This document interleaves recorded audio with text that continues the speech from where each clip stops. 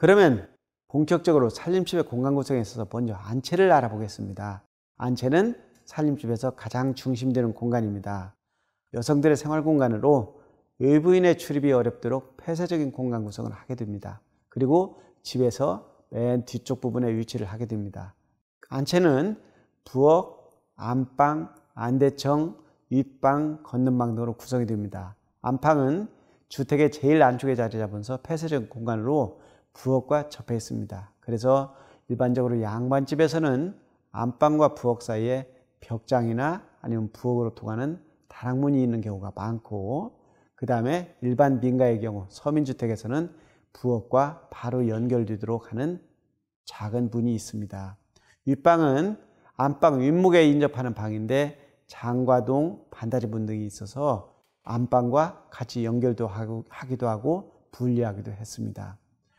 대청은 안채와 사랑채에 주로 있습니다. 그래서 마당과 연계된 가장 개방적인 공간인데, 안대청은 집안의 대소사를 행하던 곳이었습니다. 그리고 사랑대청은 바깥 주인이 외부의 손님을 주로 맞이하던 공간이었습니다.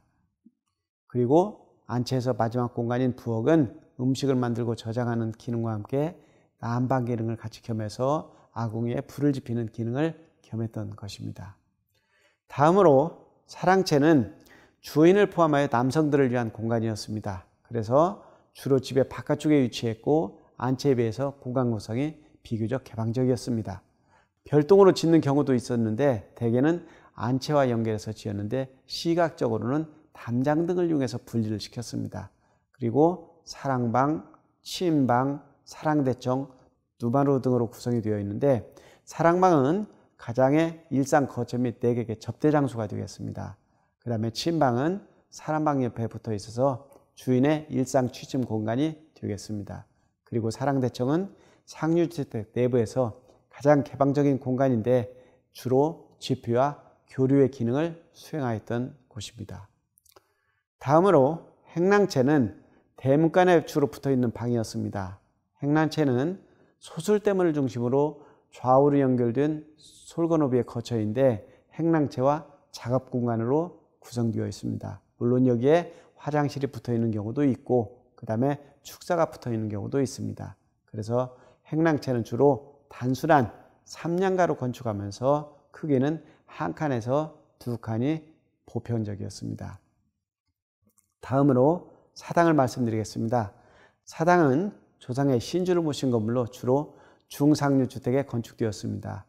조상님을 상징하는 상징적인 공간인데, 안채와 사랑채를 짓기 전에 제일 먼저 건축하는 위계가 높은 공간입니다. 그래서 조선시대 때 조상님들에 대한 조상 숭배 사상을 엿볼 수가 있는 것입니다. 마지막으로 조선시대 때는 오늘날 우리가 알고 있는 건축법과 같은 가사규제 조항이 있었습니다.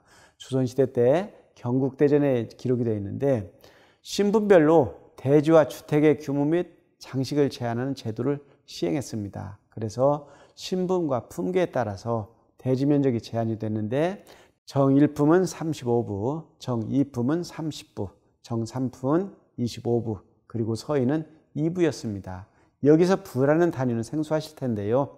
부는 1부는 40.3평 정도가 되겠습니다. 그래서 신분과 품계에 따라서 건축 규모를 제한했는데, 대군 같은 경우는 60칸, 2품 이상은 40칸, 3품 이하는 30칸, 그리고 서인은 10칸 이하로 규제를 했습니다. 이렇게 신분과 품계에 따라서 규모를 제한했을 뿐만 아니라 또한 장식까지도 제한을 하기도 했습니다. 그래서 조선시대 때의 가사규제는 오늘날로 이야기하면 건축법이라고 생각하시면 좋을 것 같습니다.